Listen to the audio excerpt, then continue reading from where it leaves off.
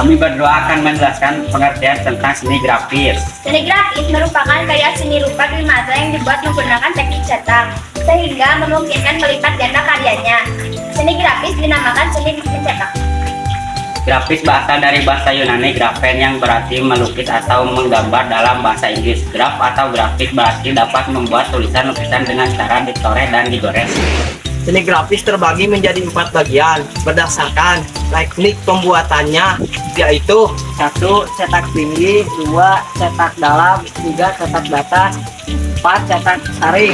Pertama, cetak tinggi dengan menggunakan teknik relief atau cukil. Menggunakan teknik relief, acuan atau alat cetak yang menghasilkan gambar dari bagian yang menonjol. Apabila bagian yang menonjol tersebut dioleskan cat, maka alat cetak tersebut akan menerima cat. Dan jika klise atau alat cetak tersebut ditempelkan pada kertas lalu diangkat, maka tampaklah gambar pada kertas. Adapun alat dan bahan, yang pertama bahan alam seperti wortel dan kentang, yang kedua ada cat air, yang ketiga ada pisau ataupun katak, ya, dan yang keempat ada buku gambar atau kertas HPS. Cara pembuatan: pertama, campurkan cat air sesuai dengan warna yang kita inginkan. Kedua, potong kentang dan wortel sesuai bentuk yang kita inginkan, kemudian lumuri dengan cat. Yang ketiga, tempelkan ke kertas HPS putih, kemudian ulangi pola sesuai dengan yang kita inginkan. Dan ini hasilnya. 2. Cetak dalam dengan teknik yang tadi diapin. Menggunakan klise dalam, artinya bagian dalam yang menyerap cat akan membekas pada kertas. Jenis-jenis cetak dalam yaitu hexa, mezzotint, dry point, dan sebagainya. Cetak dalam dibuat dengan cetakannya dari aluminium atau kuningan yang permukaannya ditoreh hingga menghasilkan goresan yang dalam. Tapi bisa juga loh cetakannya dibuat dari bahan kertas. Bahan dan alatnya yaitu spons, kertas, cutter, dan cat air. Cara pembuatannya: yang pertama, buatlah gambar pada kertas. Yang kedua, potong gambar sesuai pola. Yang ketiga, letakkan kertas yang akan dicetak pada permukaan kertas. Yang keempat, celupkan spons ke cat dan tap-tap ke kertas. Yang kelima, tunggu hingga kering. Dan keenam, angkat kertas, maka akan nampak gambar pada kertas tersebut. Dan ini hasilnya. Selanjutnya adalah cetak datar dengan teknik planografi print. Teknik cetak datar adalah teknik cetak yang menggunakan klis datar dengan prinsip saling menolak dan menerima antara tinta dan air. Teknik cetak datar menggunakan alat cetak datar, di mana bagian gambar dan non-gambar berada di ketinggian yang sama. Adapun alat dan bahannya, yang pertama talenan, yang kedua lem fox, dan yang ketiga gambar yang sudah di-print di kertas HPS, dan yang keempat minyak, dan yang kelima lap untuk membersihkan talenan.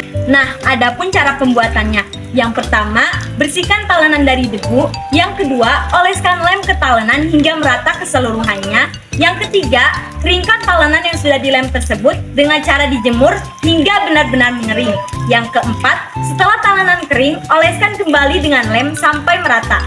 Yang kelima, setelah itu, tempel gambar yang sudah di-print tersebut di talenan dan biarkan hingga kering. Yang keenam, oleskan minyak sampai merata ke gambar yang sudah mengering tersebut dengan rata dan lepaskan secara perlahan kertasnya. Dan ini hasilnya. Nah, yang terakhir ada cetak saring dengan teknik stensil. Stensil adalah salah satu teknik yang dikenal pada seni grafis. Ia termasuk ke dalam teknik cetak saring. Nah, teknik stensil yang diajarkan di kelas adalah teknik stensil yang menggunakan sikat gigi bekas dan sisir sebagai alat untuk mewarna. Tekniknya tentu saja dengan menggunakan teknik ciprat yang akan menyerupai teknik semprot. Alat dan bahan yang harus disiapkan adalah yang pertama kertas HPS, yang kedua cat air, yang ketiga pensil, yang keempat cutter, yang kelima sikat gigi bekas, dan yang keenam sisir.